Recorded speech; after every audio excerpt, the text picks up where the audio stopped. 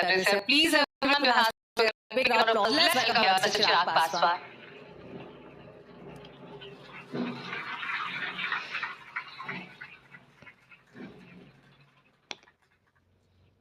Well, good afternoon.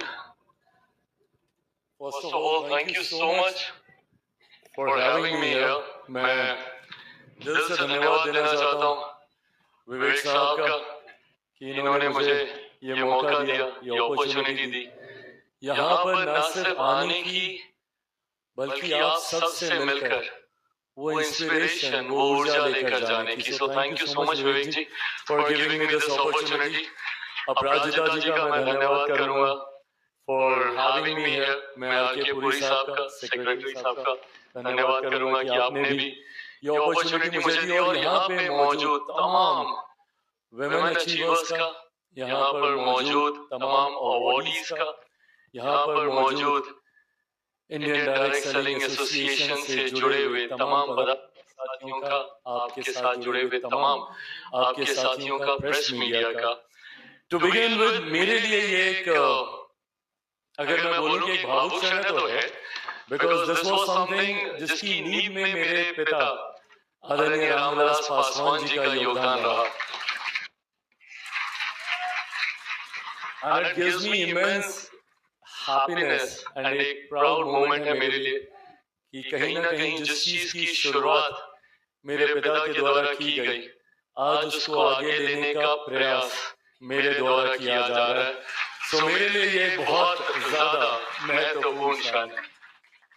But having said it all, खुशी हुई इस बात को देखकर कि जिस तरीके से डायरेक्ट सेलिंग के साथ जुड़े हुए लोगों ने एक नए कीर्तिमान हासिल करने का काम किया. आप सबका परिश्रम, आप सबकी मेहनत. मैंने शुरुआत में बात बोला था इंस्पिरेशन है आप सब, और मैं हकीकत में बोल रहा हूँ. आप सबकी कहानियां कम ज्यादा मेरे संज्ञान में आई. मैं अभी विवेक जी से आग्रह भी कर रहा था, मुझे पता चला इससे पहले हर किसी ने अपनी अपनी बातों को इस मंच पे आके रखने का प्रयास किया. तो मैं इनसे आग्रह भी कर रहा था कि अगर मुझे वो वीडियो मिले ताकि जब मैं तसल्ली से बैठूं मैं सुनना चाहूंगा, क्योंकि ये स्टोरीज आपको इंस्पायर करती हैं, आपको मोटिवेट करती हैं. और मैं चाहता हूं कि ये सक्सेस स्टोरीज जितनी ज्यादा लोगों तक पहुंचे. मैं भी इससे ठीक पहले हिंदू कॉलेज से आ रहा था, वहां पे उनका एक कार्यक्रम था और वहां पे भी मुझे एक स्पीकर के तौर पर वहां पे बुलाया गया था. और मैं उन लोगों से संवाद कर रहा था जो आपसे ठीक पहले के पड़ाव में हैं. यहाँ से अब उनको अपने जीवन की चुनौतियों का सामना करना. और मैं चाहता हूँ कि आपकी वो बातें, मैं तो जो अपना ज्ञान नेता के तौर पर देकर आया, बट आप लोग वो लोग हैं जिनकी कहानियां उन बच्चों तक जानी चाहिए ताकि वो आपको अपना आदर्श मानकर आपकी कहानियों को सीखकर, आपको समझकर, आपको पहचानकर अपने जीवन को संवार सके. यंगर डेज में या जब चुनौती भरे समय आते हैं तो हम लोग कहीं ना कहीं परेशान हो जाते हैं, चिंतित हो जाते हैं. कई लोग जीवन की चुनौतियों से घबरा भी जाते हैं.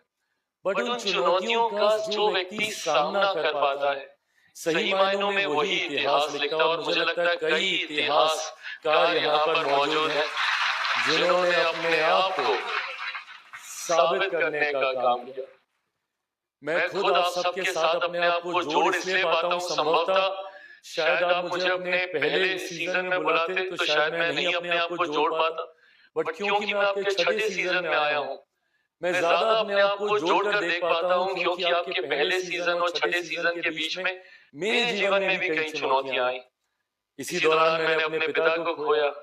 पिता के जाने के बाद मेरे जीवन में एक नया परिश्रम, एक नया संघर्ष को मैंने देखा. नेपोकिट के जीवन में माना जाता है कि संघर्ष नहीं आते. और मैं जिस परिवार से आया हूँ, हम लोग ने कहा जाता है कि ये सोने का चम्मच चांदी के पालने में पलने वाले बच्चे हैं, इन लोगों को संघर्ष से क्या लेना देना. और ये कहीं ना कहीं हकीकत भी है. मैं क्यों शायद हुए करूँ, कंफर्टेबल अपब्रिंगिंग मेरी रही. बट पिता के जाने के बाद जिस तरीके से मैंने घर में, परिवार में, पता नहीं आप में से कितने लोगों को पता है, बट जिनको भी पता है उनको पता है कि मेरे लिए भी स्टार्टिंग फ्रॉम द स्क्रैच ही था. ये नेपोकिट के लिए एक पार्टी जिसको अपनी ही पार्टी से निकाल दिया गया, मुझे मेरे ही घर से बाहर मेरा सामान सड़क पे फेंक दिया गया था, मेरे परिवार ने ही मुझे नकार दिया, परिवार से भी मुझे निकाल दिया गया। ऐसे समय में मेरे पास सिर्फ दो अपॉर्चुनिटीज मौजूद थी, या तो मैं क्राई बेबी बन के रोता, अपने नसीब को कोसता, उम्र भर ये कहता कि भाई मैंने क्या बुरा किया, मैंने किसका क्या बिगाड़ा कि मेरे साथ ये हुआ, या फिर मैं खुद अपनी एक नई कहानी लिखता, एक फाइटर के तौर पर इन चुनौतियों का सामना करता, उनसे लड़ता, उनसे जूझता। मैंने दूसरा विकल्प चुना और आज जो कुछ भी हूँ आपके सामने हूँ। और इन्हीं चुनौतियों का सामना आज मैं समझता हूँ। जिस विभाग की जिम्मेदारी मेरे पास है, खाद्य प्रसंस्करण की, फूड प्रोसेसिंग इंडस्ट्रीज की जो जिम्मेदारी मेरे पास है, इसके माध्यम से मैंने अनुभव किया। हमारे यहाँ एक स्कीम है, पीएमएफएमए की स्कीम है, जो छोटे एंटरप्राइजेस को, जो छोटे एंटरप्रेन्योर्स को हैंड होल्डिंग प्रोवाइड करती है, उनको इंक्यूबेशन के माध्यम से उनको पूरा वो इकोसिस्टम तैयार करके देती है, जिसके माध्यम से वो अपने आप को एज अ एंटरप्रेन्योर स्थापित कर सके। इस माध्यम से मुझे समझ में आया कि कितनी क्षमता है हमारे लोगों में। सिर्फ हमें जरूरत है उस अपॉर्चुनिटी, हमें जरूरत है बस एक अपॉर्चुनिटी हमें मिल जाए, और उसके बाद हम अपने आप को साबित करने के लिए हमारे अंदर वो जिद है, वो क्षमता है, वो काबिलियत है। और मुझे लगता है यहाँ पे इस कमरे में हर वो व्यक्ति मौजूद है जिन्होंने हर मिली हुई इस अपॉर्चुनिटी का टू द फुलेस्ट आप लोगों ने उसको संवारने का काम किया। आप लोगों ने उस अपॉर्चुनिटी को यूज कर न सिर्फ अपने आप को आपने स्थापित किया, बल्कि आपके माध्यम से मुझे लगता है कई जीवनों को आप लोगों ने संवारने का काम किया। आपके माध्यम से न सिर्फ आपने अपने घर, अपने परिवार को संभाला, बल्कि ना जाने कितने और ऐसे परिवार को संभाला होगा। डायरेक्ट सेलिंग मुझे लगता है कम ज्यादा हर घर परिवार में किसी न किसी का एक रिश्ता रहता ही है। और अभी जब मैं आंकड़े जुड़ रहा था, लगभग 8 मिलियन लोग देश भर में जुड़ रहे हैं इस डायरेक्ट सेलिंग। सोचिए कितना बड़ा आंकड़ा है ये। 8 मिलियन लोग आपके माध्यम से इस व्यवसाय के साथ जुड़े हुए हैं। कम ज्यादा हम लोग भी अपने घर में अलग अलग कंपनीज, अलग अलग उसमें कि हम ये कर रहे हैं, हम वो कर रहे हैं, हम लोग के भी संज्ञान में ये विषय आता था। पर खुशी मुझे इस बात की होती थी कि घर पे बैठी वो महिलाएं धीरे धीरे धीरे करते करते कब वो बिजनेस वुमेन बन गई, शायद उनको भी नहीं पता चला। स्टार्टिंग फ्रॉम द स्क्रैच, जहाँ पे उनको बिजनेस की शायद कोई जानकारी नहीं, और मुझे लगता है शायद तालीम के तौर पर उन्होंने कभी बिजनेस को पढ़ा नहीं होगा, समझा नहीं होगा, शायद उनके पास कोई एमबीए की डिग्री या कोर्स या कोई अनुभव नहीं रहा होगा। बट अपने आप को सीखते सीखते सीखते, सही गलत समझते समझते उन्होंने आज अपने आप को यहाँ तक स्थापित कर दिया कि आज वो अवार्डी बन के इस मंच पे आकर सम्मानित की जा रही हैं। उनके लिए कितने गर्व की बात है। मैं चाहता हूँ एक बार जोरदार तालियां आप सब अपने लिए और आपके परिवार वालों को जो आप लोग गर्व देते हैं। इसकी जितनी तारीफ की जाए उतना कम है। बट मैं जरूर चाहूंगा कि ये इंडस्ट्री ग्रो करे। मेरे पिता आदरणीय रामविलास पासवान जी की भी सोच ये थी कि इसको कैसे ऑर्गेनाइज सेक्टर के साथ इसको जोड़ा जाए, क्योंकि एक लंबा समय था कि इसको लेकर कोई गाइडलाइंस नहीं थी, कोई स्ट्रक्चर नहीं था। मुझे लगता है 90 के दशक से कहीं ना कहीं कम ज्यादा लोग इसके साथ जुड़ रहे थे। और 2010 की सदी दशक आते आते तक ये मांग उठने लगी थी कि इसको एक स्ट्रक्चर दिया जाए, इसको ऑर्गेनाइज किया जाए। उस वक्त मेरे नेता, मेरे पिता आदरणीय रामविलास पासवान जी फूड के साथ साथ कंज्यूमर अफेयर का भी वो जिम्मेदारी संभाल रहे थे। और मुझे याद है कि उस वक्त वो इसको कैसे एक ढांचे का रूप दिया जाए, उसको और ऑर्गेनाइज किया जाए। और आज मुझे खुशी इस बात की है कि इसको ऑर्गेनाइज करते करते इतने लोग देश भर में इस सेक्टर के साथ जुड़े। आंकड़े बहुत ज्यादा प्रोत्साहित करते हैं, मोटिवेट करते हैं कि जहां एक तरफ दुनिया में कहीं ना कहीं एक डिप देखने को मिला, वहीं हम लोग 4% की ग्रोथ के साथ हम लोग आगे बढ़ रहे हैं। मुझे लगता है इसमें आप सबका परिश्रम, आप सबकी मेहनत, आप सबका पसीना इसमें जुड़ा हुआ है। आप सबके परिश्रम मेहनत से ही मुझे लगता है कि आज हम लोग यहाँ तक पहुंचे। अगर मैं गलत नहीं हूँ, मुझे लगता है कि पैंडेमिक का एक वो दौर जब देश भर में महामारी थी, दुनिया भर में महामारी थी, और काफी व्यवसाय बंद हो गए थे। उस वक्त भी जो जानकारी मेरे साथ विवेक जी ने साझा की, उस वक्त भी कई लोग और स्पेशली महिलाएं इसके साथ उन्होंने अपने आप को जोड़ा और घर रहते हुए ही कैसे अपने घर परिवार को उस कठिन समय में बिना किसी तकलीफ के संभाल कर संजो कर आगे लेकर चल सके।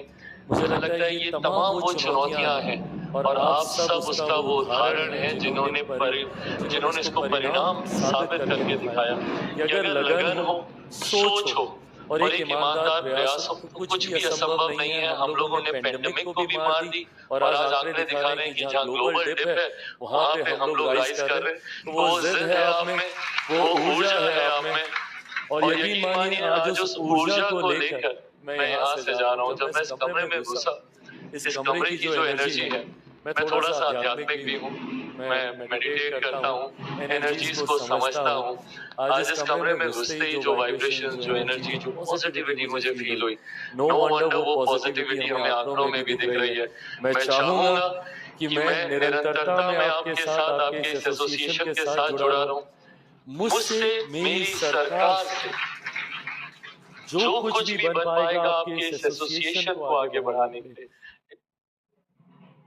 इस सेक्टर को और मजबूती देने के लिए मैं वो ब्रिज बनना चाहूंगा, वो माध्यम बनना चाहूंगा कि आपकी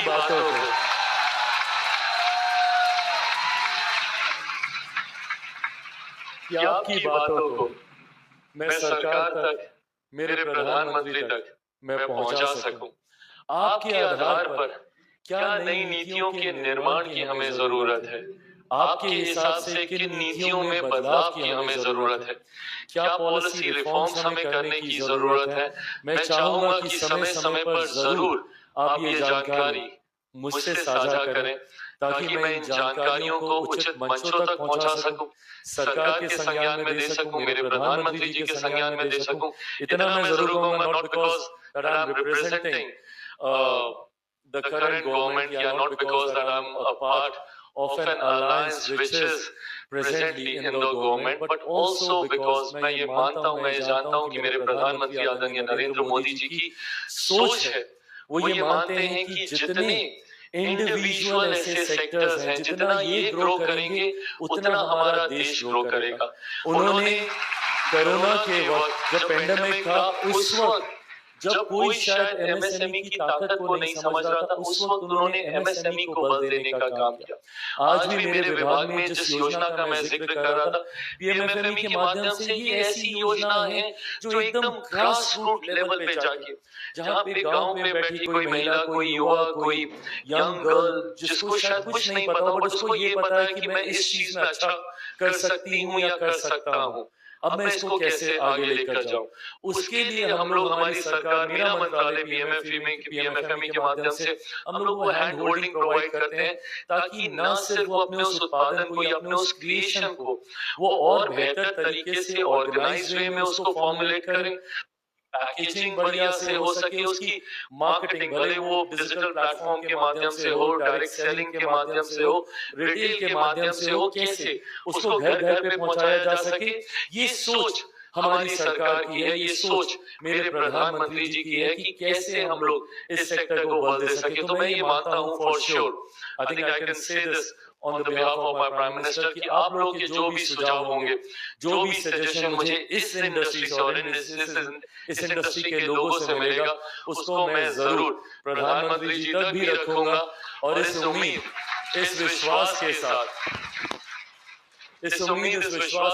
कि डायरेक्ट सेलिंग को हम लोग अपनी सोच, अपने अनुभव के हिसाब समय समय पर जरूरी बदलाव करते हुए, नीतिगत बदलाव करते हुए, ढांचे में बदलाव करते हुए इसको और ऊंचाइयों तक लेकर जाएं। स्कोप बहुत है, हमारा देश एक बड़ी आबादी वाला देश है, ना सिर्फ एक बड़ा मार्केट है बल्कि अंतरराष्ट्रीय बाजार में भी हम लोगों के पदार्थों की, हम लोगों के क्रिएशंस की, हम लोगों के प्रोडक्शन की, हम लोगों के प्रोडक्ट्स की ह्यूज डिमांड है। कैसे हम लोग इसको अपने देश से निकलकर अंतरराष्ट्रीय स्तर पर भी, ग्लोबली भी हम लोग इसको लेकर जाएं। समय समय पर हम लोग ये चर्चा करते रहेंगे। आज पहली बार आया हूं, पर ये विश्वास दिलाता हूं कि ये अंतिम बार कतई नहीं होगा।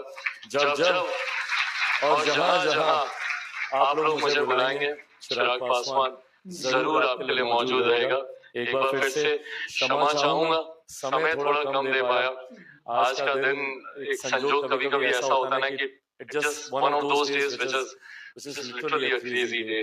मैं सुबह 7 बजे से लगा हुआ हूँ, मेरी कंसल्टेटिव कमेटी की पार्लियामेंट में मीटिंग थी, हिंदू कॉलेज जाना था मुझे, यहाँ आना है, अभी पार्लियामेंट है, रोस्टर ड्यूटी है।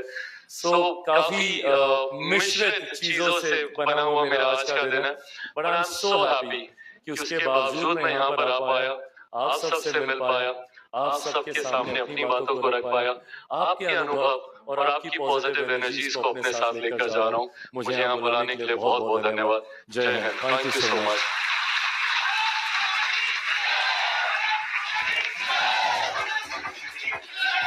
मैं धन्यवाद करना चाहूंगी माननीय मंत्री जी का, जिन्होंने अपना कीमती समय निकालकर हमारे कार्यक्रम में सम्मिलित हुए और अपने प्रेरणादायी शब्दों से और अपने ज्ञान के भंडार से हमें संबोधित किया। मैं उम्मीद करती हूँ कि यहाँ जितनी भी महिलाएं मौजूद हैं, जितनी भी अचीवर्स मौजूद हैं, मंत्री जी के शब्दों से प्रेरित हुई होंगी और आने वाले समय में एक नई ऊंचाइयों को छुएंगी। अब मैं रिक्वेस्ट करना चाहूंगी मिस्टर विवेक कटोच